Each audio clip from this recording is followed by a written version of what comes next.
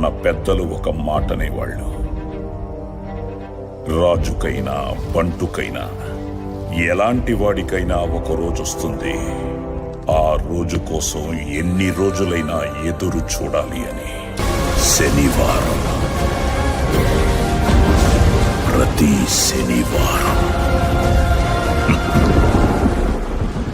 సరిపోదంటారా? రకరకాలు, ఒక్కొక్క మనిషి కోపం ఒక్కొక్కలా ఉంటుంది.